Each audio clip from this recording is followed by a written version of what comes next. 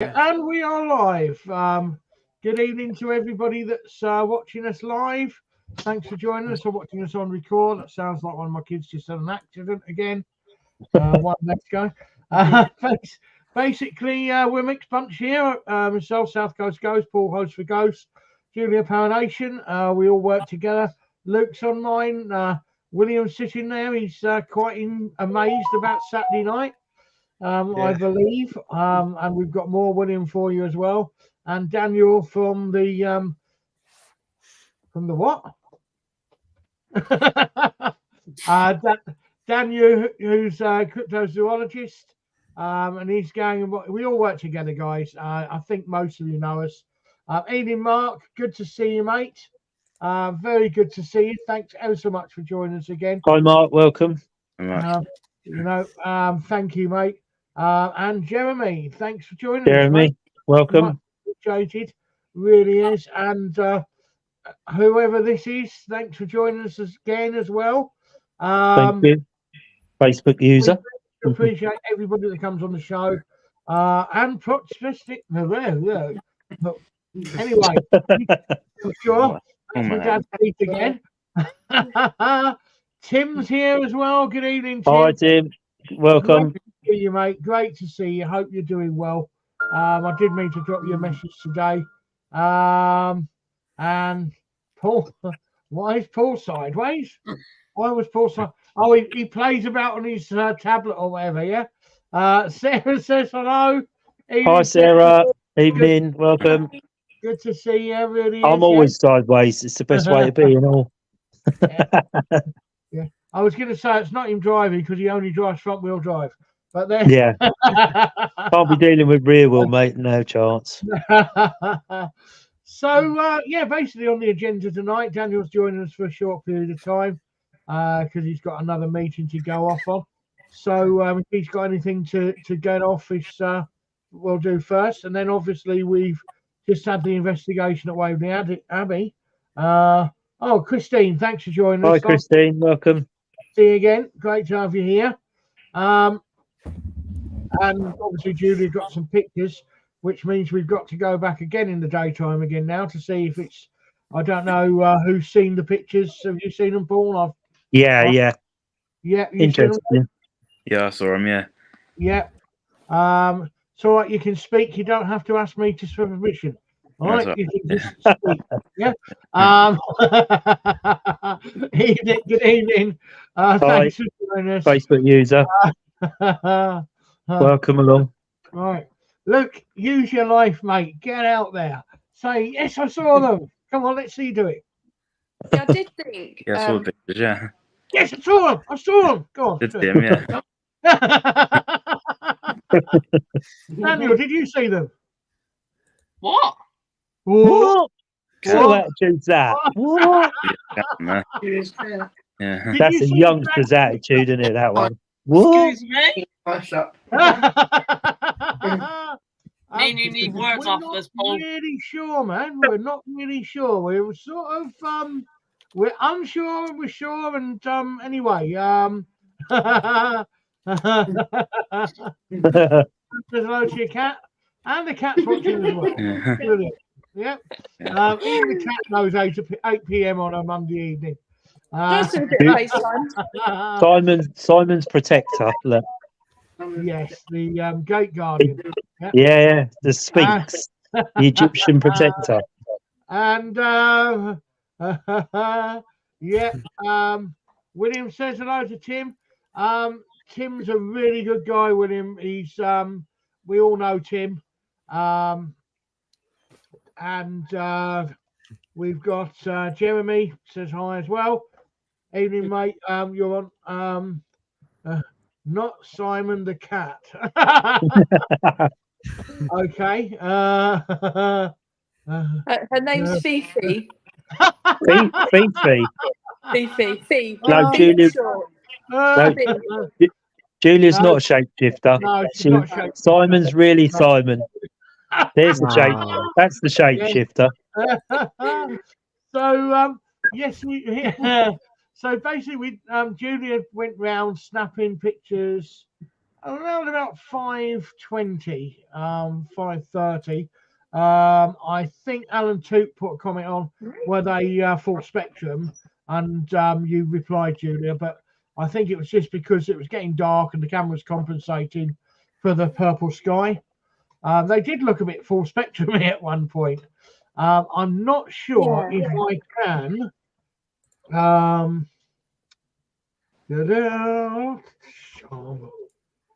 not sure if I can get a picture up on the screen here. Right, I'm just gonna have a look. Where are we? Where are we? Where are we? I'm not actually sure if this will work because I'm not that good with these things. But there you go. I would say, even when we were there, it wasn't its most active that it has been, but it still wasn't. delivered, No, didn't I it? mean, It it was still nice. delivered. Jackie Tonks and Richard Freeman met us there. Yeah, That was it. Was nice to your computer. Let's have a look. Let upload a. Yeah, it was nice that they met us there. yeah, And you know, we had a good old chat and so forth, and a good laugh, all of us. yeah. And It was good. yeah, so that was, you know, interesting. You know what? I can't get this slide up on. It must be under a different format. Oh, I should. Basically, Julia's got a picture, which is very, very interesting indeed. And Very, very, very interesting. no, very, very, very, very interesting. And and I can't get it up on the Are you screen. sure? Yeah. It's that's why. It's a PNG file because it's been sent by. Yep. Anyway, it's come. So let's have a look. Let's see if I can do this.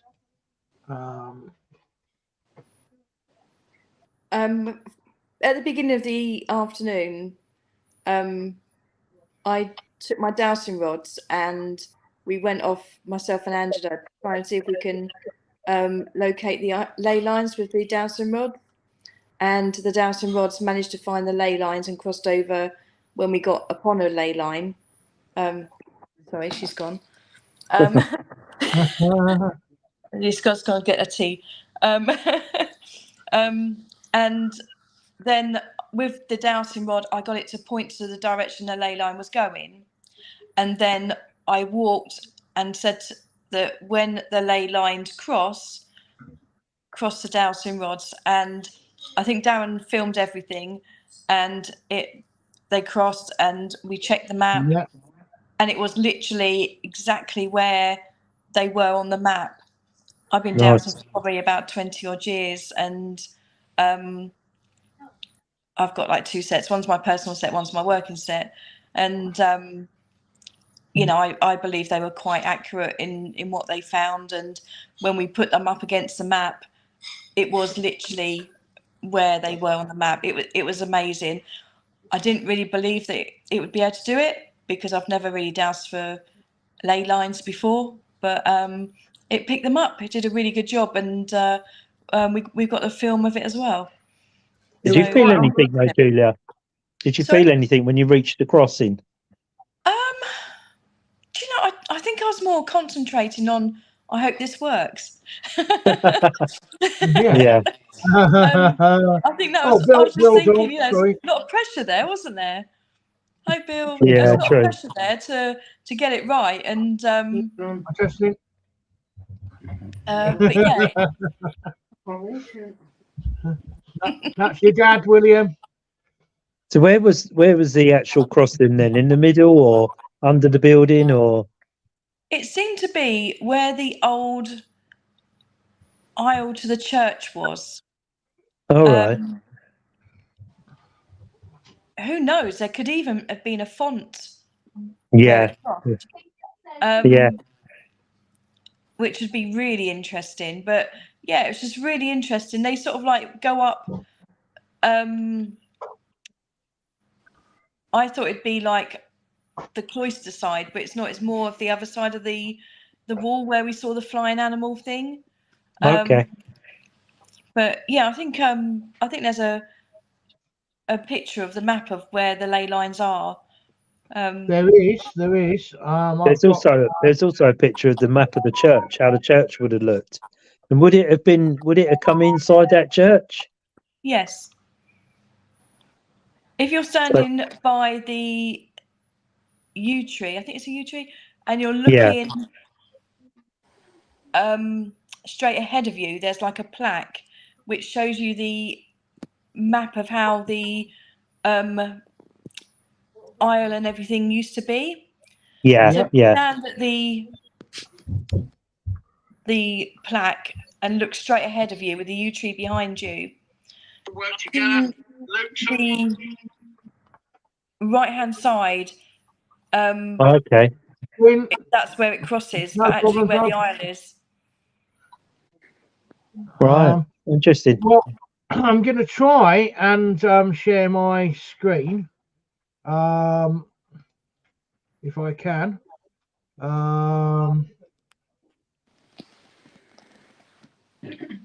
We have been saying for ages, haven't we? How there's different layers there. Can you see that? Yeah. Yeah. You can, yeah. So It was I one of those. don't know. Oh, hang about. It was one of those photos I had to really, really zoom in. On our last visit, we saw what we thought was a big dragony type thing flying about.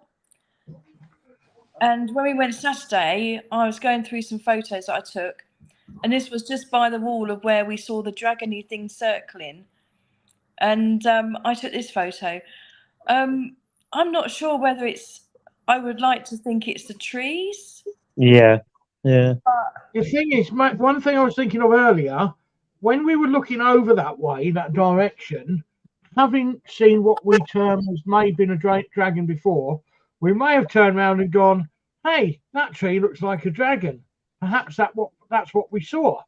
Do you know what I mean? Yeah, that picture almost looks like both his wings are sort of like up in the air, as if he's like flapping them. And it's slightly see-through as well. I don't. It That's be so trees. zoomed in. Yeah. I think it could also be that preodola, where your mind's putting it together. Yeah. Do you know? Yeah. I spoke to Richard Freeman, and he thinks it could be pareidolia. He thinks it could be that. Yeah. Your brain's putting it together. You want to see it. You want to see a dragon badly, don't you? Yeah. That would be the pinnacle, wouldn't it, to see something like that? But sometimes your brain can put it together, can't it? When I lived in Scotland, my ex-mother-in-law, then you wouldn't want to see her again. Oh. No. Hi, Bud. Hi, mate. Welcome. Yeah. It's a good picture, though, Julie. It could be, couldn't it? You could sort of look at it and think, "Oh, that does look a bit like," that is a good shot, really. Yeah, whether it was or not, it does look very much like the black dragon thing that we saw. But it could just be the trees. But I just think it's one of those things we have to investigate a lot further. Get more photos. We're never going to know 100%. And no. I think that's the most annoying thing about the paranormal. You never know 101% if it's fact or fiction. Yeah. Well, that's why you say you can debunk 80% of what you see and hear, can't you? That 20% is the right stuff, isn't it? You got to. Every time we've been there, we keep saying, didn't we, about how it appears to have different levels. Within it. We've every time we've been there, we've experienced something different, something a little bit different to last time. We could hear or feel like a celebration. We keep getting these different levels there. Whether that's due to the ley lines, I don't actually know. But every time we go there, we get something slightly different, don't we? 1 second, Mark, and we'll come on to that in a second. It's really weird. We had the lights as well. They were coming on. That's a really positive comment. Whoever posted that, thank you ever so much. Thank you for that. That's really nice. Thank you. Thank you. 101% on that. Thank you. Can I just say I know exactly. No. You just no. Stop. No. That is Thank you very, very much, Ryan Golombeski from Expedition Bigfoot and Finding Bigfoot. Thank you for that. Was Ryan, was it? That's huge. Right. That's huge for him to be. Thank you ever so much. So positive. Thank you. Yeah. Right now, Mark Ricketts. Obviously, he's a little bit sort of behind on our dragon story here. Basically, Mark. 27th of December last year, we decided we were going to have a little expedition over and meet up between Christmas and New Year at our favourite one, Waverley Abbey. You've joined us there before.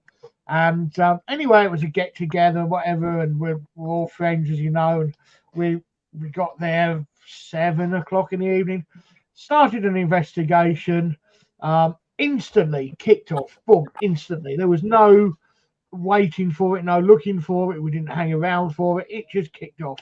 Table was going, Mel meter was going, Julian's music box was off, Ven pods were off, every meter was off. I mean, it was just like you couldn't make it up. Anyway, Luke commented that when he stood beside the building outside, he could see a dark matter around his floating in the sky, wouldn't he, Luke? Yeah. Yeah, that's right. Yeah. And anyway, we I said, right, okay, because I'm thinking it could be something demonic or whatever. Let's take note. Yeah. Anyway, about 10 o'clock, we're walking across to the hanging tree, what we call the hanging tree. We'd previously been to the second cloisters and back to the first. Something dark came through in dragon form, I must add, on the old Ouija board. On the table, actually, and that was Nigel that had that through. And then we walked over to the hanging tree about 10 o'clock, and as we're getting there, somebody said, "Look at that in the air." Now, it was the cloud coverage was very bare minimum. It had just stopped raining that night. It was wet underfoot, but the clear sky. It was quite windy up above, but it wasn't down where we were. And approximately 30 foot in the air, there was this quite large is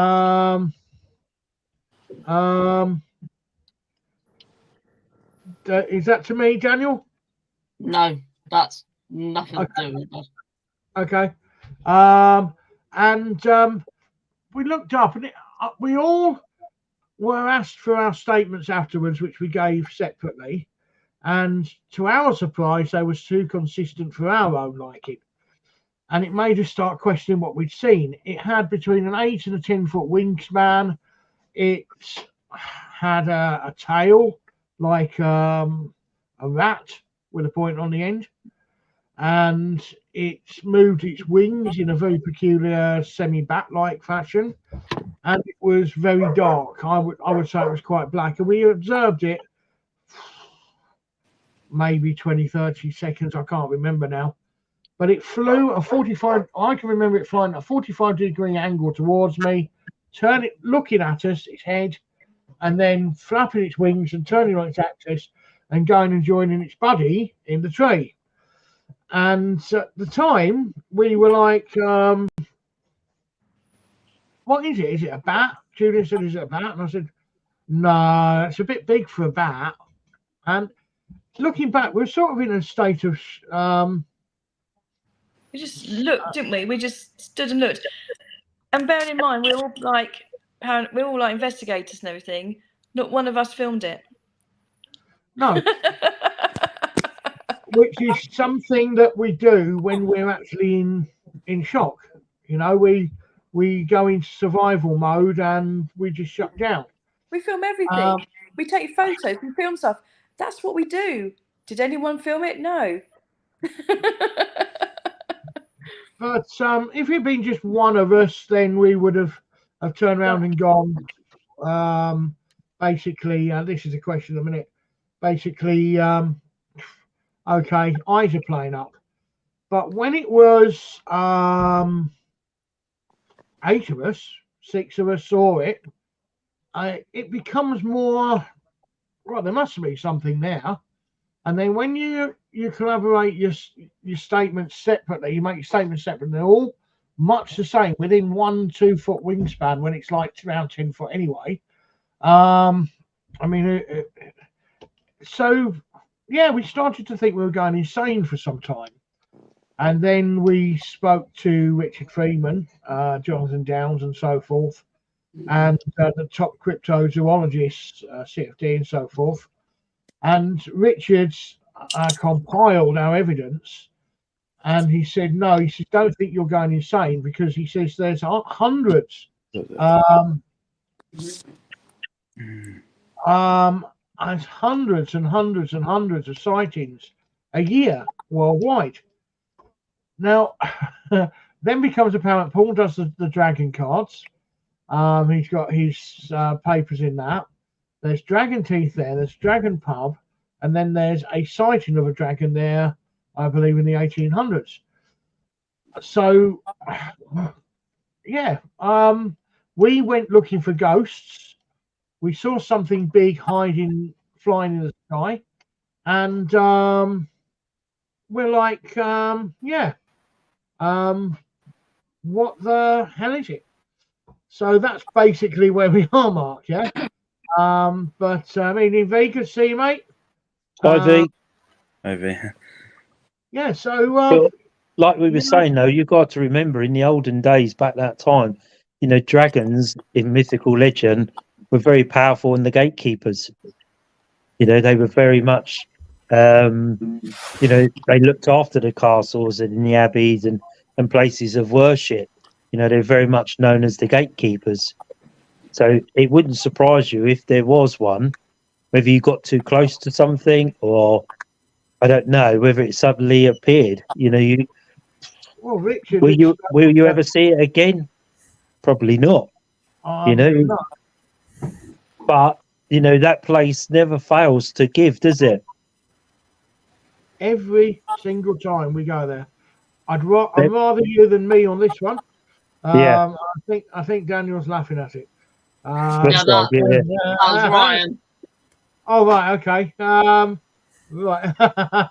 But even this Saturday, I mean, what we got came through, you know, in the human pendulum was again something different that we've not had there before. So once again, it's like step to another level. So you don't actually know the groups that go there. What are they summoning? You know, have they opened the gateway that the dragon has come through? You know, you happen to be there at the right time, you know, everything was exactly the right how it should have been, and hence why you saw what you saw. You know, you don't know what groups are doing what over there. And we said this Saturday, didn't we, Julia, about you know when we were saying about summoning things, and that, you know, that contact it didn't really want to give it away, did it? Because the answers are really odd.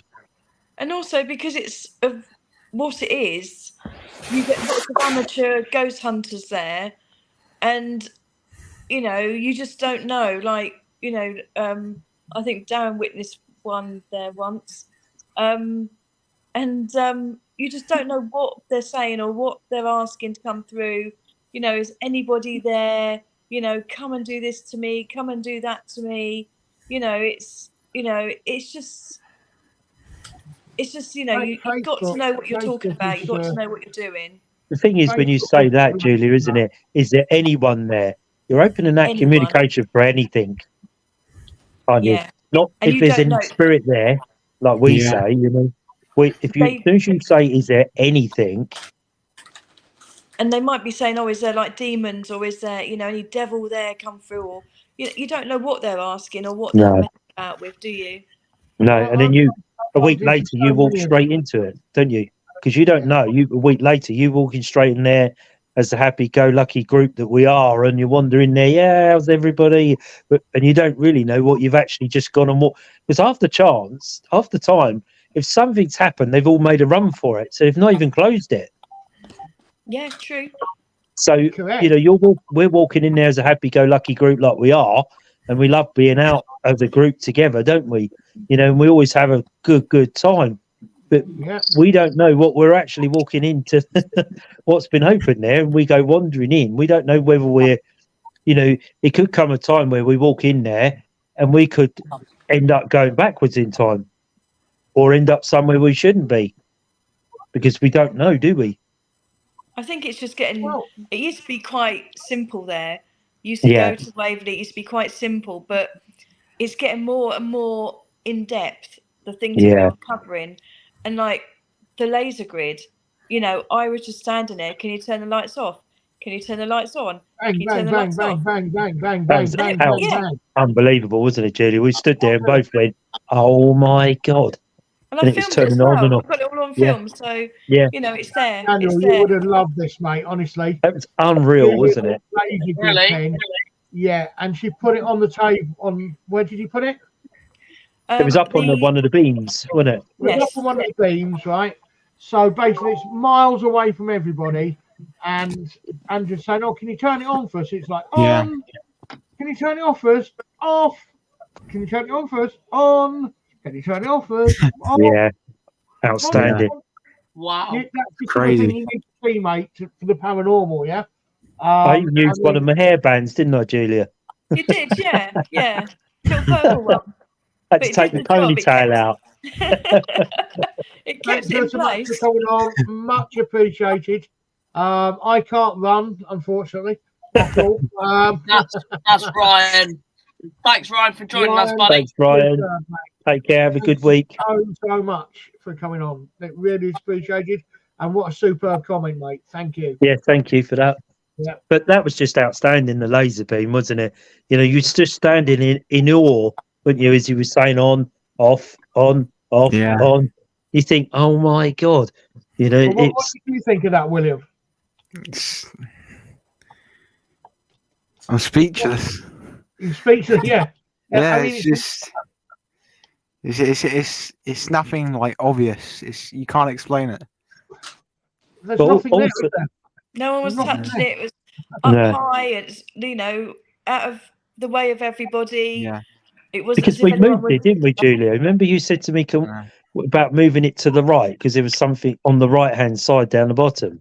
Was it you that said, and we moved the pen over? And that's when it all started to go, didn't it? Yeah, it can't be anything to do with the battery or anything because I charged it up before and checked it. For me, yeah. Charged it up fully and everything, and it was just. And but even who was it was looking at me, in the laser beams. You know, you could actually see the beams from it. But at one stage, you could actually see what looked like a shadow in the beams, although it didn't show up on the wall. But when you looked at the beams, you could see the patches in the beam. Yes, I think it was the other lady, not Jackie. It was the other lady, and she was standing there, and she said, "Look at the beams." And you could actually, Paula, it might have been Paula, yeah. And you could actually see, if you ask her, the gaps in the beams, which we look like something moving through. But when I looked at the lights were still solid. I couldn't work that out. What was going on there? Because you said to me, "Oh, look at the beams, and it looked like there was bits of beams missing. Then we got down to like vape, and that's right. Yes, couldn't quite recreate it again. But with the laser grid, it's got a button on. You have to keep the button pressed down for the laser to show on the wall. And we tied like a hairband tightly around the button to keep it down, and place it up somewhere high. Welcome, William Hatfield. Beyond. Welcome. Good evening. Yeah. Hi. William. Your mum's coming. Oh, great. But they went like we were looking at it, weren't we, Julia? And I said to Julia, look at the beams, not the lights. Look at the beams. We couldn't work it out, could we, Julia? Why there were patches in the beams? Yeah.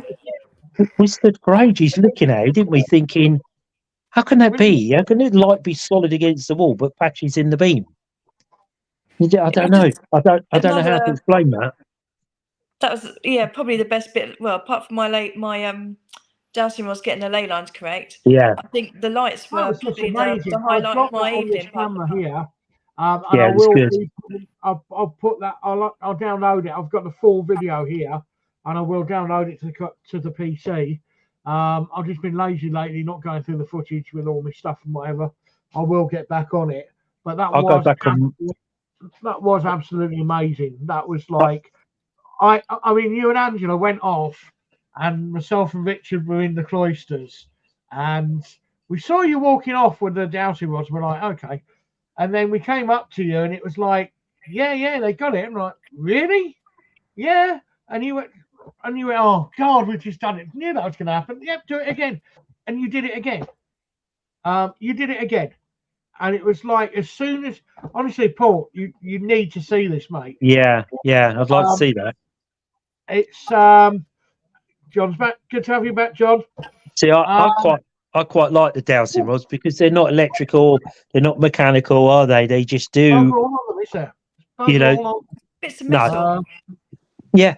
I think they're very down to earth and very basic equipment, but they work. They truly work, don't they? Yeah. I think they I think they were quite correct in what they found.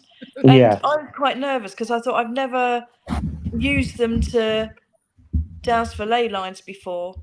So I was like, I hope they get it right, and they managed to. Right. Daniel, I'm gonna go now, guys. okay. Have you got anything you want to say or whatever before you go, mate?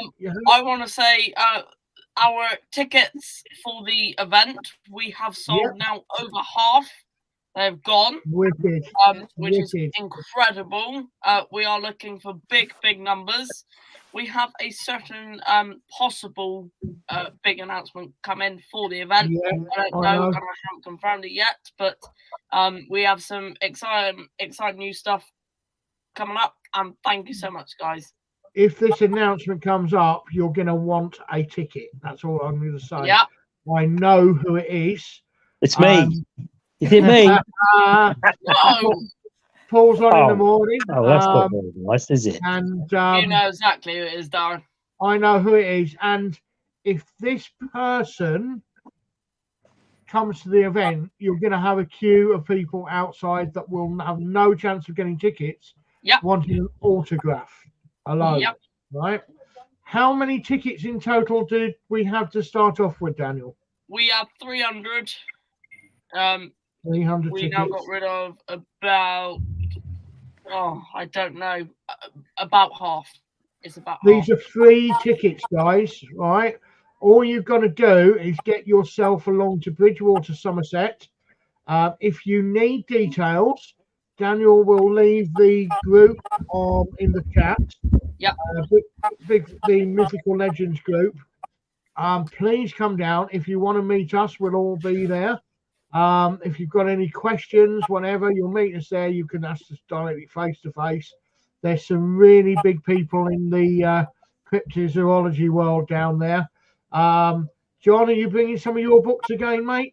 Yes, there'll be a proper CFZ stall this time. Yeah. Superb. Yeah, last time, how many books did you bring, John, last time? Oh, I can't remember. Not very many. I think it was about Not 20, enough. 25 he brought. No, it was less than that. There's Well, about, that was including yours and 15. Richard's. I thought I brought about 15 books that we'd published, and they all went very quickly. They did, yeah. Bang, gone. Yeah, bang. And the fact that we're now looking 3 figures now, and plus the people that we got, so it's like we have Dr. Jeffrey Meldrum, virtual. Yes, he's virtual, but it's the first time he's speaking here in the UK at all. And if you don't know who Jeffrey Meldrum is, go and check Dr. Jeffrey Meldrum out. You will be quite surprised at who he is. And if you're not into the paranormal, you're not into Bigfoot, you're not into big cats or cryptozoology at all, you're still going to love it. You're still going to really enjoy it. We had our first vendor announcement yesterday, and she has created a nature book with all different pictures of deer, and so it's lovely. So her stall's going to be cards, and so we're expanding really to all nature, and say the guests that may come up, we'll have lines for that, and say so guys, we have our pre-booked tickets on the ticket website. My book now is very, very limited on pre-booked tickets. So if you don't get a pre-booked signed ticket, I can't guarantee you'll get a book. Say my book is now out on Amazon in all in America and UK. It says temporarily unavailable, but if you book, they'll send you an email when it's ready. And then Brian King Sharp's book is half sold out now. So we're packed for this event, Darren. You mean yours? Your book has pre-sold more than Brian King Sharp's book? Yeah. Bloody hell. Yeah. You can, if you want an autographed copy of Daniel's book, you go to the CFZ website, www.cfz.org.uk, and there is a link on there that you can actually buy one which Daniel will then autograph or personally inscribe for you. Mm-hmm. And what's going to happen? The orders come to me. My assistant will then post a copy up with a stamped addressed envelope to Daniel. He'll sign it and shove it in his post box. It's a bit complicated, but it's better than otherwise. And say this Wednesday, I am announcing our host, and he knows exactly who he is because he's announced on this live before. Oh my god! Oh no! Horrible man. He jokes are not much better either. So guys, we'll be keeping you guys very updated. But go onto that ticket website. What was it? Now. September was it? The last one, Daniel, was it? No, November. When was it? November was it? Oh, I can't remember. Yeah. It did seem like yesterday though. But I was the only one at the event that didn't need the PA system to talk to. Can't believe that. I don't understand. What happened there then? No, because you're a man of few words, Darren. I know. Yeah. I know. My favourite one used to be "Get 'em off." I can't say that anymore. Angela's with. You can't say things like that in front of Daniel. No. Etiquette, mate. It's about etiquette. Yeah. Etiquette. Yeah. Yes. William's gone red. Yeah. God only knows what Darren thinks etiquette is. Well, I'm still trying to work that out, John. 20 years on. So am I. Very, very briefly, before we leave, I'm say for the event we have a stall with the own events logo on, so the Cryptid Conference UK logo on, the Unidentified Network logo on, and we've got the Mythical Legends logo. So those will be sold there. Obviously very, very limited, but it's looking like a very, very big event, and a lot of work is going to need to be put into this. Just go in the door, find the Centre for Fortune Zoology stall, and stay there for the whole time. You'll only say that to females, John. And what's the wrong with that? There's nothing wrong with that. Well, with John and Richard, absolutely not, Paul. No. Yeah, but we have Simon. We have our very own female. Don't you worry. Of course, and she's charming and delightful. She is. Sorry? I'm not female. Well, okay. Well, Okay. Right. Well, I don't know what I bumped into Saturday then. Well, guys, amazing. Daniel, when you get five, Daniel, when you get 5 minutes, give me a ring. I will do, mate. Yeah. Amazing, mate. Yeah. All Yeah, right. sadly, I've got to go as well. So I've got a meeting with Daniel and somebody else who shall remain nameless. Jonathan, not a problem, mate. See you Great to later. have you Take on, care. as always. Yeah, I Respect may you, or mate. may not. Adios. Right. Yeah, Thank amazing you. guys. See you guys. later. Thank Take you. care. Bye, guys. Best Bye. of. Bye. Take care. Great. I mean, great to have John on. You know, very Yeah. clever guy. Very nice guy. Very funny. But no, Going I back, mean, like going back to Saturday, back to the lights, Saturday, and absolutely superb. I yeah, mean, what yeah, what did you get out of it, Paula, on Saturday? What was your thoughts? Well, when I was standing with Paul, we was looking at that with the lights going across, and I thought the good bit was basically 'cause we were looking at where it was like like the lines with the webs and everything else. It looked like, and Paul was showing me basically where the black was coming through, so it was breaking through the lines and everything else. And it was weird because the next minute the room went like completely dark, and then Paul was pointing out basically in where the window was on the right hand side, there was like this dark shadow turned up. And it was like it was in another portal, it was like another area, because we looked at the lines and they were gone. yeah, There was nothing there. And we was trying to figure it out because they were going off to the wall, but the lights were on. You see them on there, but they were literally disappeared. So you kept on looking around and thinking, why are they gone? You couldn't work it yeah. out where they disappeared. It's But it was really like strange. it was like in another world that we've Yeah. gone into, basically, really, wasn't it? Yeah, And it was then just something opened up, didn't it? yeah, it went I don't- completely dark, didn't it? And everything. And I remember Yeah, seeing when you was pointing out the legs, wouldn't it, type thing? Which yeah, for yeah. me, You I just remember? saw like two people Yeah, basically, and it's like two well, I don't know if it was monks, or whatever, but they both turned at each other, like bowed. That's what I saw. it's Then got just back up. so odd. It was just weird. It was like so shocking. It was like, oh, you didn't know what you saw really. It was real, but it was No, just you were there, but you knew something was happening because you were looking at them lines, and then like you said, when you were talking about earlier on, that you know, you was asking it to do commands and everything else to turn it on and off. And in the end, like you said, it drained it, didn't it, basically, and then brought it yeah. back on again.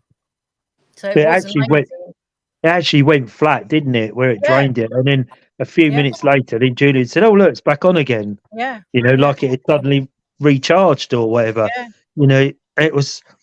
I just couldn't work out through the No, beams what we were yeah, seeing through them beams. no. I don't know, because the solid lights were still on the wall, but the beams were Yeah, missing. they're gone. All right, It was just like I another don't world, actually wasn't know. it, basically? It's like Yeah, someone took them away, and it was just yeah, completely dark there, wasn't it? That's what it was, basically. It was yeah, just, you looked at it and you thought, are you really seeing this really happening? Because it was yeah, literally gone, weren't they, basically? But then you could see where we were looking across, where it was sitting on that beam, mm, on the plinth, basically, going across. We looked like you said, you put your hairband there.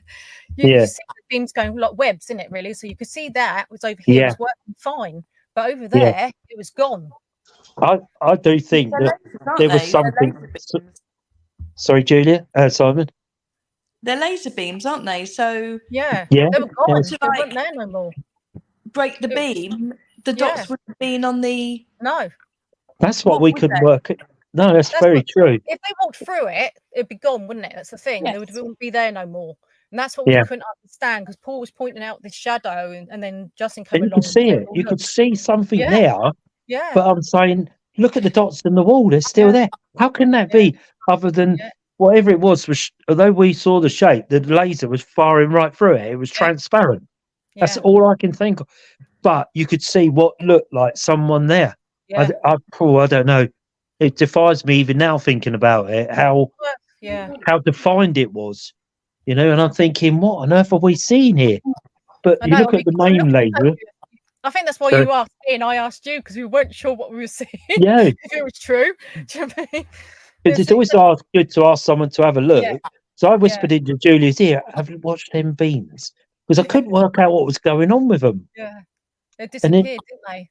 it's, I don't know, so strange, so strange. Either something opened up. All I can think is that I was saying to my mother-in-law about it. Unless something opened up, like she was saying, something opened up and it's dark there because that's the only way we can explain it. It's another like a portal type thing because Yeah. where would them beams go otherwise? Do you know what I mean? They've got to go somewhere, and Oh the yeah. lights were on still, weren't they, on the wall? And it was So a it could have, dark area and it disappeared. so it Which could is have been weird. a portal where it was Yeah. shining into infinity. We couldn't see it through the No, doorway. For no. argument's sake, you know, was Yeah. it a doorway that we were seeing someone standing there? I don't know, No, and I probably never will know the answer. We just could see that it's still there as such, but it was black, wasn't it? Yeah, Basically dark. yeah. And we saw these two figures in that window, like you Yeah. said, them beams over in that corner, because I think Nigel said he saw something in that window. That's right. He did, yeah. Moved Yeah. quick, and that's why you said I'll put them beams over that side. So that's why We moved it. Yeah. Yeah. So that's why Because we did it kept saying it was to the right hand side. There was something going on the right hand side as we was looking down at it. Yeah. And that's why we moved the beam over to the right hand side to see whether we were seeing something or it was just something we were seeing. But you know, I don't know. I don't know how to explain it. You know, you try and make it logical. You try and think of, well, okay, what's there that would have done it? Because using the vape off the cigarette, you know, we went to another location and used that, and that proved to be a really good, you know, finder. Oh my but God, obviously that was astounding, wasn't it? The other location, but that night, Saturday night, it didn't work, did it? No. I mean, mind you, we were inside where we did it last time, so there was two of us vaping, and we were pumping it out. I still think for these inside events, we need to just go and buy a cheap smoke machine or something like that. Yeah, you buy a vortex machine. I'll have a look. I'll look into it. You buy a vortex machine because that just works so fantastic. Yeah. Yeah.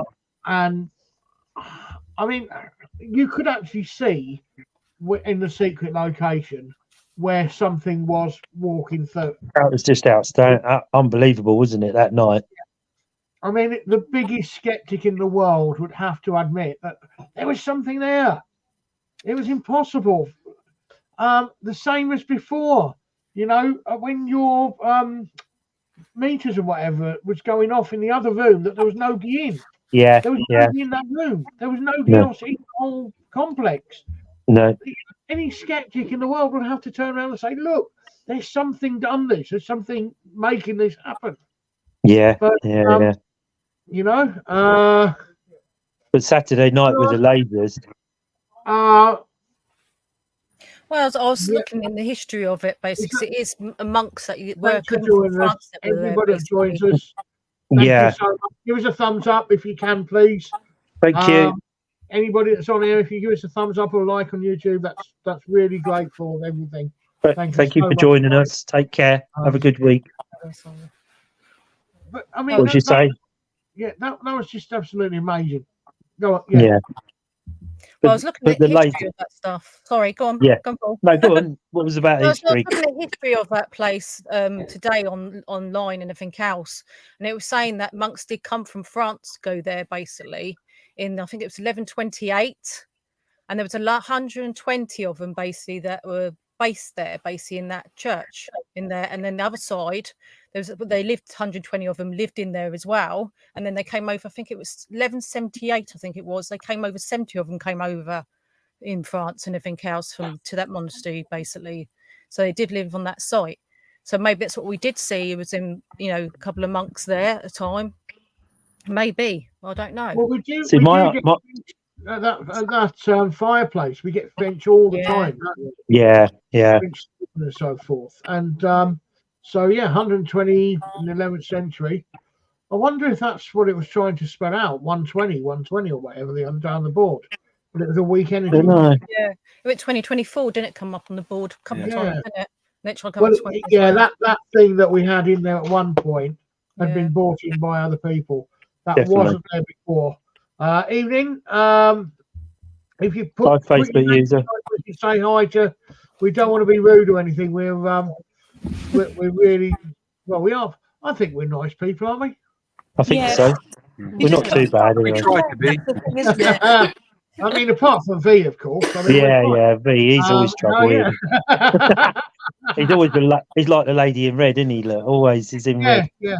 He looks like a red version of the Incredible Hulk. Is my understanding of the Abbey? Your turn tonight, mate. Because my understanding of the Abbey is one of the only abbeys that the monks would sleep on the first floor and not the ground floor. Yeah. Where normal monks they sleep on the ground floor to be nearer the earth or God, whatever. But my understanding there is that he slept on the first floor of the Abbey and not the Yes. ground floor. Yes, Yeah, there was the 2 different floors. monks So- there, aren't they? so It what- was very unique, very unique. It had 2 floors. So why would they be on the first floor, and not ground floor? You got to make you wonder. Yeah. You know about the what? dormitory next to the cloisters?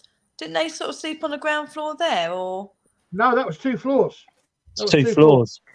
2-floor dormitory, which Apparently, was very they slept on the upper floor, not the lower ground floor. Okay. Yeah, But it don't. Nobody seems to know why they slept on the upper floor, but not the lower level. It wouldn't be Well, something it to do did- like the river and overflowing and. Well, Well, it did used to overflow. I think it was. They did say why they actually pulled it down in the end because it used to flood all the time there, quite a long time. When the monks were there, after a while, it did flood. I think it's 1930. I think it's 1538. I think that's when they started pulling it down. Basically, when it got taken over, really, basically, the monks had to come out of there. So that it was shown, really. But yeah. so that could be the reason, couldn't it? Yeah. Then that's the good shout, that one. Yeah. And another weird thing is that we can only really seem to get intelligent conversation going back to like the 1800s. Possibly not so much the 1700s, but if you go on YouTube and you Google the English language through the centuries, Yeah. it will, I think I've posted it up a few times. It sort of like goes through, it's like it's reading a book, and it'll go through the centuries, and you think, oh, what is this? What is this? And it's only as it sort of like gets like, 17th, 16th, 17th century that you can like understand what they're saying. 18th century is more like what we speak today. So Yeah. maybe when we are communicating with them, they don't quite understand what we're saying because they don't understand, the language. There's a bit of a language barrier, even though it's well, John did say we should try Latin, didn't he? And Yeah. we haven't actually tried it yet. But the dialect's changed, isn't it, over the years? Like Julia's saying, the English dialect has probably changed massively from 13, 1400s, 1500s, maybe. The dialect is probably so different then than it is now. Maybe it's just that they can't understand us. Yeah. Could be. So I think that could be part of the problem, and also if they're uneducated, that's also makes it difficult for them to give us any sort of like Yeah. intellectual communication as well.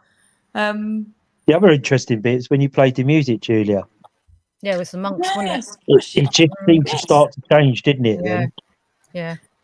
it did. That seemed to sort of like kick it off.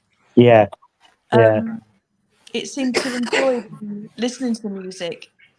yeah. But that seemed to change the atmosphere Well, within there, didn't it? Well, that end, funny enough, it was on that picture. I've got a picture of where that abbey is, a drawing basically, I printed off, basically showing you the abbey and how it all was years ago.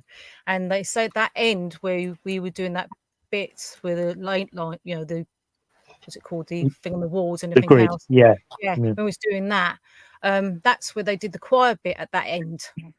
So when you put that music on, maybe and brought it to head. Do you know Yeah. what I mean? Yeah, Choir, quite possibly, yeah. singing, anything else triggering it off. Do you know what I mean?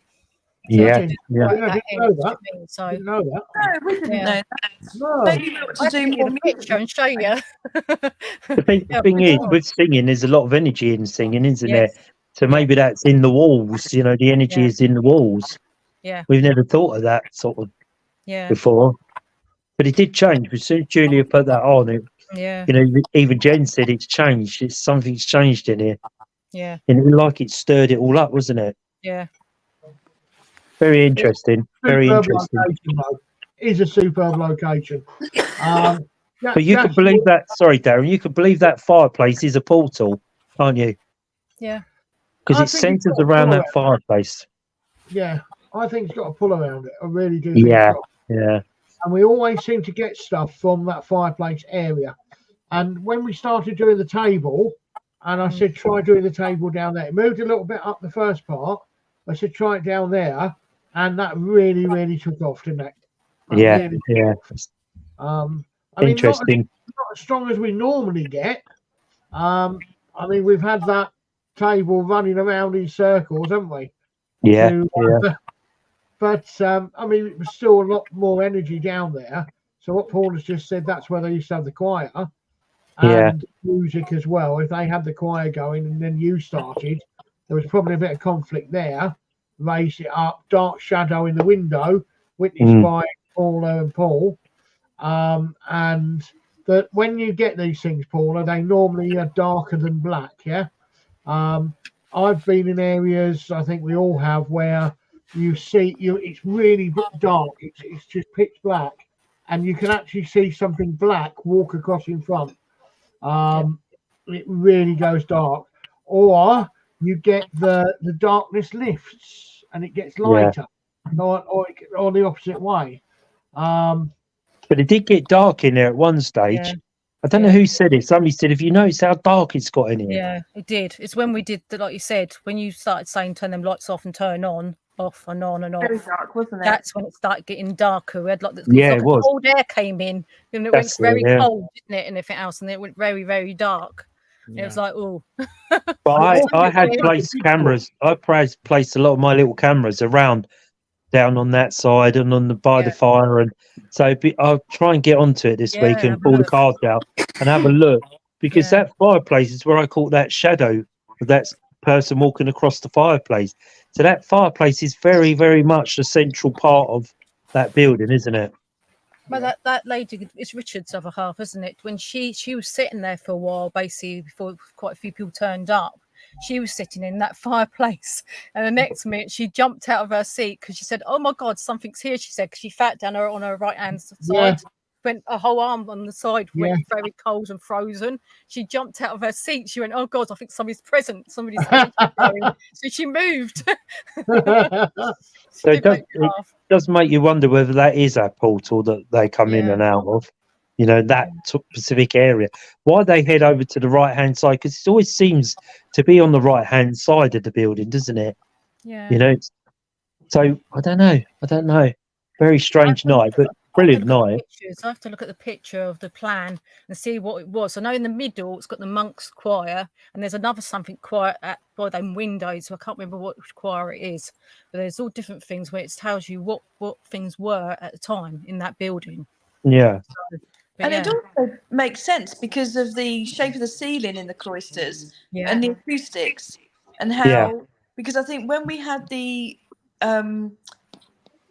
music playing, we had it sort of in the middle towards the end of the room, and I was sitting down next to Jen, and Jen said, "Do you know, it sounds like it's coming from like the back end of the cloisters." All right. That's probably the shape of the ceiling, where it just like bounces off, and so it makes sense to have the choir there, doesn't it? Because of the ceilings and everything. And also, probably many moons ago, that floor was probably a lot lower than what it is today because of all the earth and everything. Definitely, yeah. It's been built up around the outside, hasn't it? So you're right. I mean, if you look at cities and towns and villages, I mean, you've only got to go out to like Stockbridge and things like that from you, and you'll see the footpath is built up and the road around the properties and whatever. So I think that's true everywhere. Everywhere you go is built up. Even if you look out of one of the windows, you can see how high the ground is above the window. It wasn't the mound. You know? Well, I mean, it was probably around about 9 degrees at that time. Yeah, so, it wasn't cold.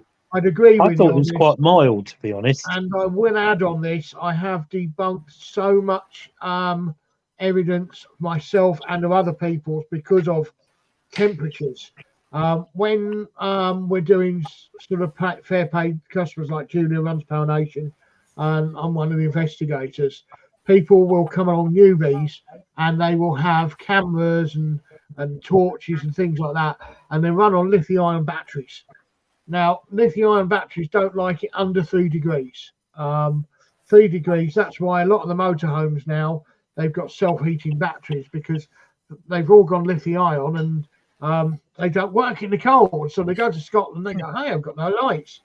Not bad for a £150,000 unit. So I have debunked literally loads of stuff just because lithium-ion batteries and to other people. So I agree with whoever you are on this. 101%. Yeah. Daniel's back. If it goes below that 3 degrees and you think you've got a battery drain, right, that is going to be the one that you've got to go for, I'm afraid. Yeah. Yes, Daniel. Darren. I've been watching whilst me and John have been kind of chatting, and on two of the streaming systems it said live ended. Really? Yeah. Ooh. Still showing it live, isn't it? Yeah, it's still ticking by. Yeah, Justin must Yeah. Yeah. I just thought I just would. Well, we do get weird things happening on here, don't we? Yeah. Yeah. We've had, I mean, Daniel, you'll be witness to this. We've had ghostly voices. We've had people talking in the background. We've had cameras turn off and then on again, haven't we? Oh. Yes. Remember? Yeah. Daniel was the one that had the camera go, "Oh," and he was like, "I need for it, yeah." Do you Yeah. remember that book, Darren? That book that flew out behind you? Oh yeah, I saw that one. Yeah. Behind me in the bookshelf here. No, I haven't got a battery in that one. So no. I'm a great power investigator. I've got loads of torches, no batteries in. The thing is, though, Saturday night, I thought it was quite mild there. So I can't believe it was temperature related. I understand what they're saying, and I completely agree with them. But I don't think it was that cold that it would have affected the laser in that way. It was about 9-10 degrees, I'd have said. So it was quite mild, really, for that time of night. When we left, it did get colder later. When we left about 11 o'clock, it did drop to 6.5. It did, yeah. It did get colder. We said that. Sharp. That's who made the comment. Okay. And thank you for Hi, that. welcome, Glenn. Welcome. I do welcome that. Welcome so many here. people come out there, snow on the ground. They go, "Oh, my battery's drained," but it's just come back on. Oh, it's gone. And it's the cold. Yeah. But hence, I'm very conscious of temperatures, Glenn, because of that. Yeah. Here's a good one. This is Tim. Tim should be a guest on here next week, by the way. He's got a few stories for us. Is Daniel gone again, is he? Oh. Looks like it.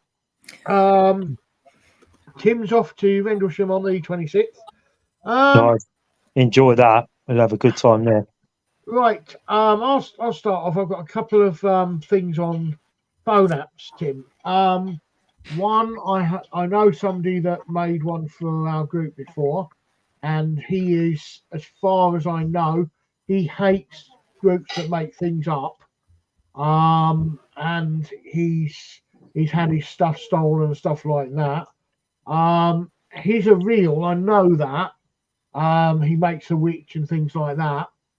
However, I'm still not convinced on the phone listening for keywords. And if it's got a bank of, like, say, 1,000 words, it's only got that bank of 1,000 words. Therefore, it's got to make up sentences or whatever from those words. And those words are going to be predominantly haunted, get out, scary, ghosts. Yeah. So when you put them all together, I think probably a free app is going to do that. And I've proved a few of them are actual, as you say, gimmicks. I think also we've all done it. We've all been sat in the car on the way home and we've had a conversation. Oh, I think the kitchen's going to get a bit old. Might have a look at a new one. Or maybe we need to replace our mobile phone or whatever. Come home and you go onto eBay and it throws up all these sort of like adverts for kitchens, mobile phones, which proves that these little things here, I don't trust them at all, by the way. They are transmitters as well, remember, aren't they? And Alexa, that does it. I think if you turn your internet off, you get a good one, and you turn it on to airplane mode, so you've got no signal on. I mean, remember, they can still track your phone even if you've got it all off. So I think if you turn it off, let's say, you get a good app, it could be 90% accurate. Yeah. I know I used one in Knoll Village Cemetery. Nigel will vouch for this. Little Freddie, looking for his ball. Have you seen my mum? Playing with his ball. Have you seen my mum? We found his gravestone, and he started talking to us through the app. Said, "Can you say my name?" And he said, "Nigel." I said, "No. Can you say?" And Nigel said, "Can you say my name?" And he said, "Darren." And what's my nickname? He went, "Turbo." And like that's too close to my nickname's Turbo because I always used to drive Saab Turbos, have them tuned, and drive them a bit stupid when I was younger. And I had to stop for a police car once because he couldn't catch me, but and he didn't let me off. But no, so a ghost app knowing what my nickname's Turbo, I think is pretty slim. So yes and no. I think somewhere. What's your thoughts? Everyone else on phone apps. I mean, Well, I'm I've pretty much used. the same as you, Sorry, Darren. Julie. Sorry, Paul. No, go on. You go. Yeah, I was just going to say that I'm pretty much in the same boat as Darren on this one.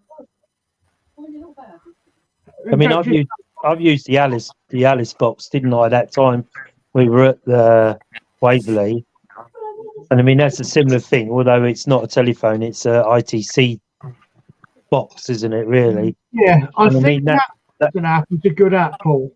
I think. Yeah, I forgot that, mate. but that I've one got when we used it, Box app. I've got the app, but I also got the box, haven't I? You know, the Alice box ITC. Do you remember when we were in Waverley and we asked it where we was, and it came up with the cloisters? Yeah. And there was no way it would have known where we were because it's not GPS tracked. Bit similar to a phone, you could say, like Darren was saying, GPS tracked or whatever. It doesn't matter if you're in airport mode or aircraft mode, or whatever. You know, it's tracked. But that Alice box is a standalone. Switch it on and let it do what it's got to do. And I mean, that night we used it there, it was, you know, you've got to admit, it was pretty on the money, wasn't it? I think if you've both downloaded the same app and the same app comes up with the same words, I think you could like work it out, you know, Yeah. whether it's ghostly or whether it's you know, sort of like the software used. Yeah, I mean, maybe you get two different spirits in there, maybe this. I mean, it's all variables. The thing we're talking about is the paranormal. And one thing science hasn't been able to prove or disprove that the paranormal exists. If you did watch them videos I sent you on the skull experiment last week. I still got to finish my one. Finish it, Julia. That's the most important part of it. I'm halfway through. Alison Robbins, who's a very good friend of all of ours. Light bulbs, flash, things like that. Absolutely, yeah. And as we saw with the laser grid. It's all energy, isn't it? It's energy that they're after. Yeah. So basically, I mean, we're still on this question here. No, I mean, Alison, she's very skeptical of these things, but she suggested the skull experiment to me. And I watched that video. I've watched a couple of videos on it. I think that video is important that everybody watches to the end of it because the group that did the experiment were 100% genuine. I mean, they locked themselves in a cellar. It was a very controlled environment. They had fluorescent bits on equipment so anybody could see anybody was moving. They had Velcro so it made a really loud sound. They tore it off. And they just wanted to find out, do ghosts exist? That's all they wanted. And the EVPs are absolutely spot on. I mean, superb. The camera, there's no way on a 35mm camera in 1993 you can manipulate that film to the photographs that they got out of it. But they had something come through at the end. This is why it's important. Alison suggested, mirrors. Mirrors hold everything forever. Time's always stationary. Mirrors hold everything forever.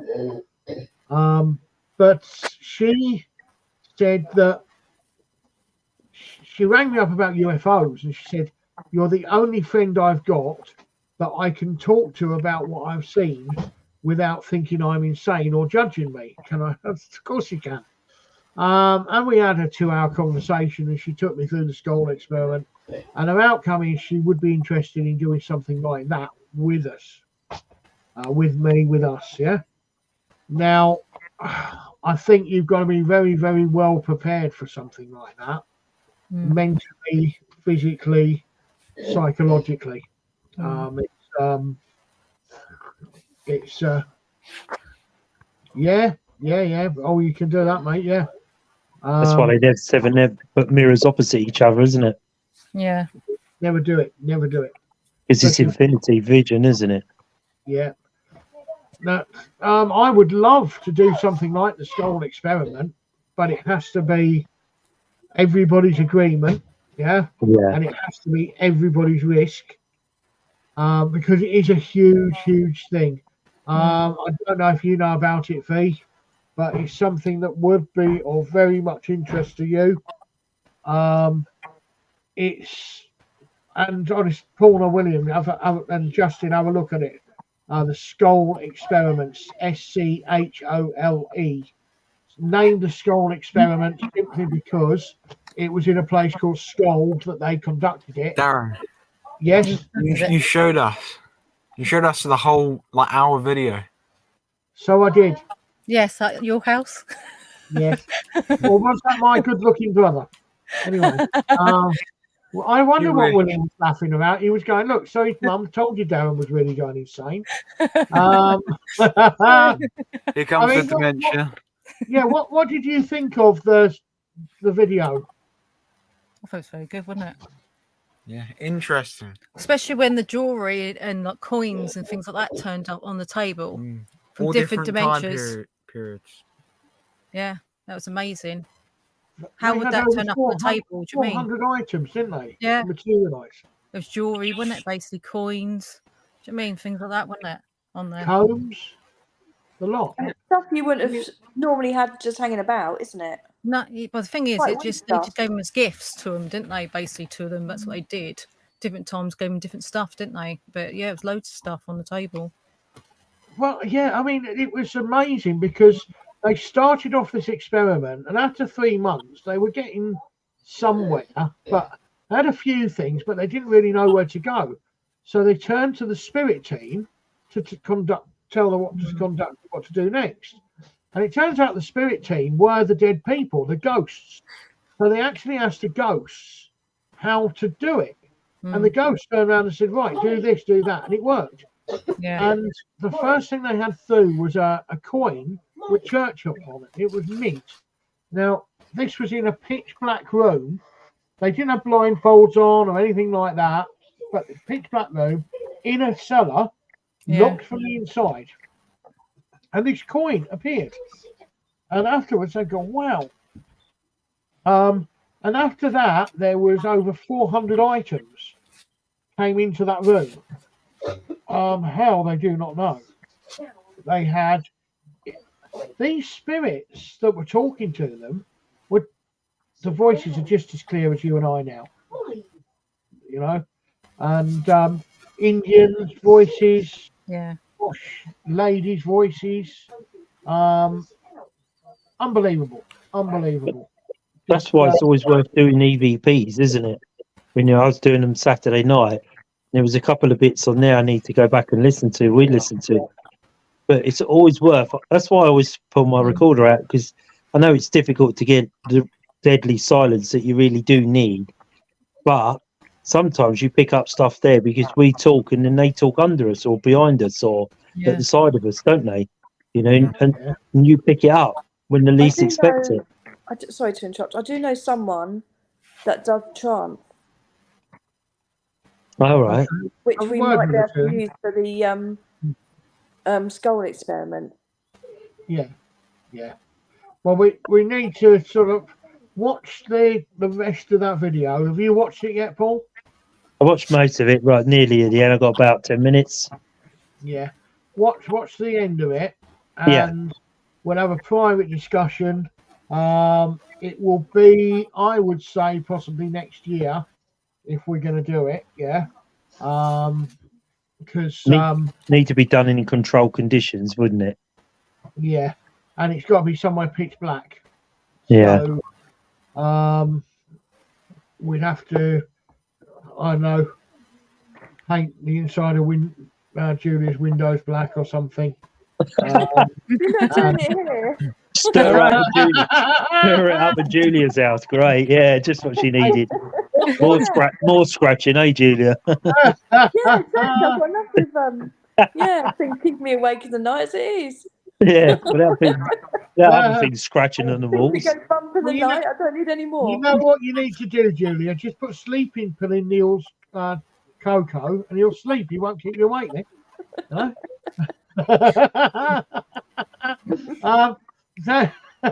No. What days does he go to football? Oh, I don't. Saturdays, I think normally. Saturday.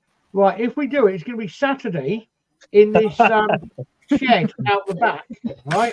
And start summoning up things in his shed.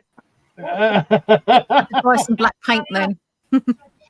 That'd be so funny. Oh, man. Cellar or anything. But I guess you wouldn't want to use it at your own house, would you?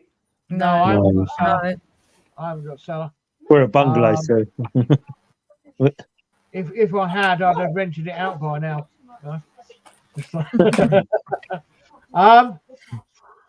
I mean that's the next bridge we got to cross, and also we're going to have sort of people on the outside as sort of guards. Yeah.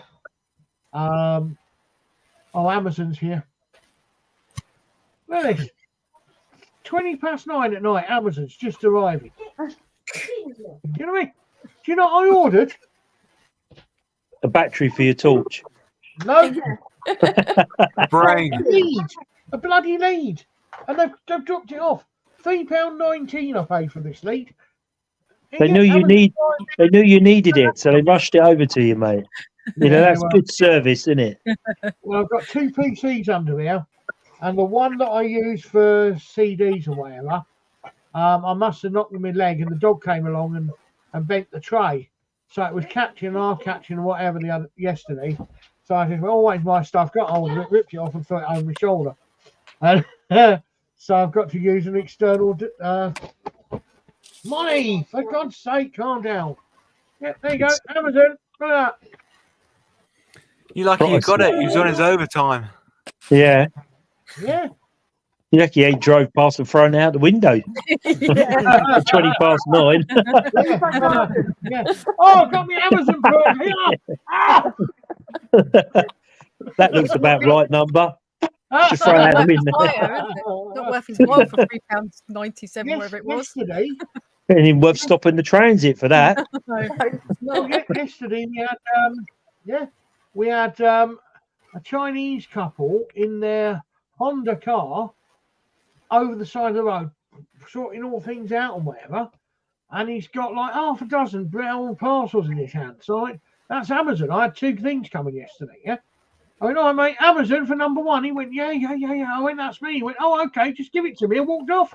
All right, I could have been anyone. Everybody knows you, Darren. You can't get away with that one. Everybody knows you. No. That's what you know. That's why I'm actually half Australian, or my dad was Australian. Sure. Because years ago, my great grandfather did the mating call of the black-headed sheep, and 8 of them followed him home when he was in Canada. No, and he went. That's why they followed him home. And the deportation orders being a little bit stringent in those days, and he went to Australia. Anyway, now.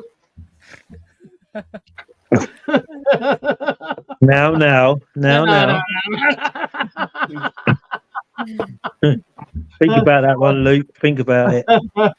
Yeah. Luke looks like he's going to sleep. Does, doesn't he? Yeah. You ain't been taking your mum's pills, have you? No. You sure? Right, yeah. He wished he did. No, so yeah, phone apps. I'm on the fence of really. You know, it's unfair to poo-poo 'em. I prefer really traditional ways. I use electronic things really to prove to newbies that are coming into it, and also to back up for myself. I don't know about you, Paul, but you know, I mean, I've got a few I quite trust. I have one called Necrophonic, and that's always had good. Yeah, that's an Echo Vox. I've always had really good results with them too. Anything else other than that? Paratech maybe. It's sometimes hit and miss with Paratech. You know, sometimes you get the most random words, and it's not sure. The only thing I sort of really quite trust is my Alice box, really, because that's come out with, you know, even in Shepton Mullet when me and Jem went, you know, we had the Alice box there, and it kept saying 7, 7, 7, 7. Thinking, well, why does it keep going on about 7? So, you know, sort of looked around, and we were outside cell 7. So I thought, oh, okay, I'll go in there. Maybe that's trying to tell me something. Went in there was a few taps, but nothing really. You think, oh wow, you know, that was it. We came out, it kept saying Reginald, Reginald, Reginald. So you know, you got to remember the Americans use that as well. So Reginald could have been an American name as well. Yeah. And then when we spoke to the lady, like the tour guide, and then realised later there's a poster outside cell 7. It's where Ronnie and Reggie Cray were. Oh, right, okay. And they were in cell 7 together until. Yeah, good. Thanks for joining us, Peter. Yeah. And then it came up, you know, when we were there, and it also said stairs down pushed, I was murdered. And that thing never put string sentences together, ever. And when we said to her, this is because I'd recorded it on the EVP. And when I said to her, she said, yeah, when Ronnie and Reggie Cray were in cell 7, there was a guy above them that was bad mouthing them. So they had a hit put on him, and he was pushed down the stairs where he broke his neck. And after that time, they were split up. One went to the Isle of Wight, and one went somewhere else, didn't they? They split them apart because they were becoming all too powerful. Something really interesting about the Crays, their time at Shepton Mallet. They were there the same as the head of the Richardson gang, Jack the Hats, and also somebody else. And they didn't actually know each other at the time because they hadn't rose to fame at that time. Yeah, they were young. Yeah, but basically all the top gang leaders were in Shepton Mallet at the same time. But they didn't know each other. All right. Imagine how dangerous that place was, couldn't you? If you put your name beside it, just so we know who we're talking to, or go on the link and it will allow you to show your name because it's a third-party thing on StreamYard. It's not me, honest. It's Paul. Thanks for that. I'll take one for the group. Let's blame William. Yeah, let's just start blaming William. Yeah. Yeah, let's blame me. Yeah, I'll take it. Let's blame the youngsters. What I say. Yeah. Just blame William. He's nearly old enough to blame now. So yeah, that's how is Eva anyway, William? Is she all right? Huh? Eva. Oh no, Eva's the one you didn't get. Anyway, playing dirty now, Darren. Paul, I always play dirty. Doesn't bother me. Yeah. How's Amy tonight? Is she all right? Is she? Who? Amy. I don't know. Amy, you all right? Amy, are you okay? Yeah, she said she's okay. That's good. Yeah.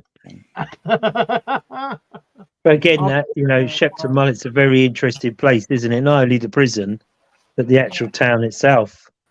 You know. Well, you know, over the road, the wall as you come out of the prison. Yeah. Well, you know what that was, don't you? That was a graveyard, wasn't it? And there's a school there now. It's a play pit. I think was there a school there though on the other side. I'm not sure, but it's a play pit. I'm sure it's a school. They threw loads and loads and loads of bodies over there, loads. So that's you've got energy all around the prison. This is the thing, and it's not been disused that long, has it? No. It comes and goes. Like You've got 1960s or something. Yeah. no, 2013. later than that. 70s. The 80s. 80s, was it? Anyway, I'll look at 2013 it got shut down. When? Google it. 2013 it got closed as a prison. that was it. Yeah. 2013. Yeah. Yeah, Recent, yeah. that's only So like what- yesterday, mate. Yeah. Yeah, so it's quite late, isn't it, in its history? Yeah. But you've got I mean, obviously the wall out the back, which Yeah. you've got blocked off in a minute, you can actually see bullet holes in that. That's When, right, yeah. But the way they executed the American servicemen, there's still 4 of them buried there. It's consecrated ground. But the way they basically shot them was they got firing squad, and only 2 of the 10 had live ammo. But the ones that had the live ammo didn't know, and they're all told to fire. But same as the trapdoor, there were 16 American servicemen hung on that trapdoor. And But they also say that once they'd had their sentence, they had to stay underground for 100 years before they could exhume the bodies. that's right. And I think that's how they've managed to keep it open again. Yeah, I reckon. You got to wonder, ain't you, at that? Yeah. You won't get much sleep unless you take a nice mattress. We did that one, didn't we, Luke? Yeah, we did, And they're all iron beds, so unless you can sleep on the floor or whatever, do what we did and just carry on investigating. That's what you're there for. You will really enjoy it, Christine. When are we there, Julia? End of September. End of September we're there. So through no fault of our own, I must say we should have been there already, but through no fault of our own. But you will really, really enjoy it. You really will. The the trap door where they hung the servicemen. I mean, the British were really good at it. You know, they refined, and there was law that it had to be done as quick as possible. And I think the quickest hanging was from coming out the door to standing on the trap door, noose around the neck and dropping, was something like 28 seconds. So there's that room next door. That was the condemned cell. They would have moved That's the right, prisoner yeah. there, maybe 4 days before, maybe 2 weeks before. But he didn't know he was going there as his last cell. And all that was dividing the hanging room and that cell was a bookcase. And there was a little hole in that bookcase, and the hangman could peek through it and have a look at you and gauge your weight, so he knew what weights to put on and so forth. And then all that would happen is in the morning, that would be slung back, and they go, right, here you go. So 28 seconds, boom, boom, boom, dead. Pronounced dead as well. But the Americans were really good at it. What they do is they bring you out, and they say, all right, serviceman, so, whatever. They put you over the trapdoor. They put the noose around your neck. They just say, okay, you were awarded the blah, blah, blah medal for honor and valor under such and such US law and whatever. We are withdrawing that from you, and so you no longer have that. You were also, and one took over an hour. Actually, now I don't know if all the prison staff will know this, but it took over an hour to rob him of all his medals. Can you imagine how long that hour would have been standing on that door, knowing that the only way out of this was down? So the other one, Bodmin, they've got a brilliant trapdoor and whatever there. The tunnel's still operational underneath. It's still operational. I would highly recommend, if you've been to Bodmin Jail in the past, but you haven't been since it's been renovated, I would highly recommend you go back to Bodmin Jail now, because obviously they've got the hotel, but they've got the interactive show and everything there, where you go in on ground level and then you work your way down on all these interactive shows and 4D cinema, whatever, and stories, true stories, all told. Then you go through to the prison block, and it, you know, this could be Waverley Abbey as well. Getting back to it, because we keep seeing in that corner a man with a peak cap, don't we? Yeah. Right. Do you know, right? You know when you see what you think is a horror film, you see the man with the peak cap and the long nose, yeah? Oh yes. Right. Do you know who he actually is? Didn't they used to wear those like long nose things? Is it Victorian times? He was the doctor for like seriously, like during the plague and whatever, because he wouldn't. That was supposed to protect him or whatever, yeah. Yeah. And whether it did or not, but that's where the saying "the quack" comes from, yeah, because of the long bill. The quack, the doctor. So that's where the saying. But I wonder if that's because I keep feeling we got a witch finder there at Waverley Abbey, and I mean a few people saw him. Justin saw him to start with on the very window on Saturday night, and then I think there was a few more people saw him, which was good for me because good for all of us because we've all been there, we've all seen that at the back left-hand window. We all know it's there, but now we all know that we all know it's there. So having new people come along with us, and without us mentioning it to them, they see it there, means a lot, doesn't it, to us? Yeah. Didn't you? You saw somebody run across, didn't you, as well? Did you tell them that, did you? What was that, Paula? Yeah. No, I was saying to William, because William and Justin, didn't they? They went into. I let him talk to you. Yeah. Go on. Because if in the main building where we were most of the time, if you have the two back windows, it's more four back windows. You've got two or three at the back, and then the two at the side. If you go to the left window, you had that building to the side. You had the wall going all the way across, and you go around. And you had that like quite tall wall, and it was like some sort of like I don't know how you could describe it. It's like an arch sort of thing. That's the sleeping quarters. That was. Oh, she said it was sleeping quarters. Yeah. Anyway, yeah, around there when we walked around, I remember because Dad was just behind me. I walked around. I remember I saw a black figure run across. I think I said this to you, Darren, briefly.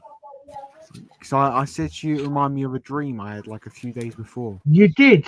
Yeah. You did. So I'll explain the dream quick. It was like an old train station, but it was like around the back. It was all like trying to be really clean, but it had like some sort of like darkish, I want to say dust on it. It was like quite dirty.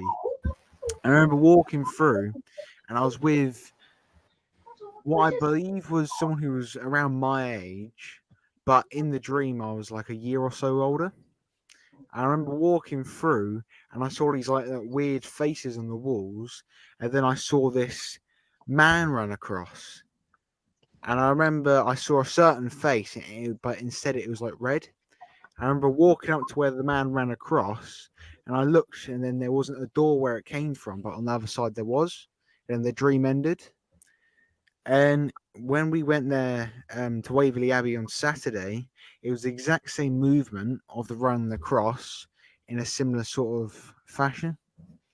It was like exact same. So it reminded me exactly of that dream. There's a link there somewhere, then deja vu or whatever, mate. There's a link there somewhere. That's why you should keep a dream diary, isn't it? That's why you should always keep a dream diary. Yeah, you should, mate. You should. Because somewhere along the line, something will come through on that, and you'll recognise. You know, Jen's a great believer in dream diaries. Yeah. Yeah. That's what I do. Start writing them down, William, and keeping the log. Yeah. And the sooner the better, because the longer it goes on, the more you forget. You know, our memories just shrug off the information that we remember we've had it or we've done it, but we don't remember the exact details of it. I mean, I've had some weird dreams. One thing that you can't do, only about 10% of people can actually do, is read in their sleep. And that is a good way. Tim, there's plenty, mate. It doesn't matter. An experience is an experience, mate, honestly. Tim will be on the show next week. Hopefully, Tim, you're still up for it. Tell us a few of his experiences. It doesn't matter whether it could be a coin just drop or vanish. It could be a door slam. It could be a full body apparition. An experience, and the want to actually go and investigate what made it pop. Also, yeah. And that's what we're on about here. There is no better or worse experience than the paranormal. Yeah. You know, it's about our own experiences, isn't it? Yes. That's what it's about. Yes. And what it means to you. Yeah. When you're asleep, you can't actually read. So technically, if you try and read something, you won't be able to read it. But those times that you can read, I don't think you're dreaming. I think you've probably gone somewhere else. And astro travel. When I was 16 and my mum died, I was absolutely distraught. My mum was everything to me. She was a beautiful lady, very house proud, and she didn't deserve the death that she actually had. And I was 16-year-old kid, very distraught, and I'm not proud in saying I wanted to join her. I just wanted to go with my mum. And I spent a lot of time thinking that.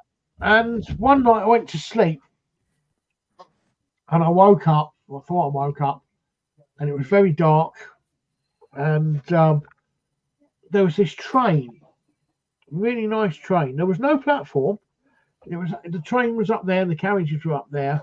There was people and they had suitcases and whatever. They were getting on and off or on the train, people showing them where. And I managed to get onto this train. The train would have been my mum's era, around 26 she was born. And yeah, anyway, I'm walking down this train and there was rooms coming off of this train. And there was people in beds and in chairs and so forth. And I found this room with my mum in it. And I remember there were 6 beds in there, well spaced out. Nothing like what the hospital had been like. And my mum was in one, and I'm like, Mum, I'm here. Oh, how are you? She went, yes, I'm getting better. Oh, Mum, I'm not leaving you and whatever. I went, Mum, I'm coming with you. And she's like, no, you're not. No, you're not. I went, yes, I am. I'm with you now. She said, well, look, she went, I know you really want to come with me. She went, and there's a bed over there for you. I went, right, I'll go get it. No, she said. It was a lot longer than this. I'm just cutting it short. She said, go down the hall, there's a cupboard. Have a look in the cupboard.